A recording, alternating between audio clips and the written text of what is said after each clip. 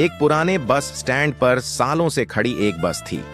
एक चिड़िया ने उसमें अपना घोंसला बनाया और अंडे दिए। कुछ दिनों बाद नन्हे बच्चे निकल आए। चिड़िया रोज दाना लाने जाती थी। एक दिन अचानक बस चालू हो गई और दूर चली गई। चिड़िया वापस आई तो बस गायब थी। वो हर तरफ बच्चों को ढूंढती रही, आवाज लगाती रही। थोड़ी देर बाद बस वापस आई।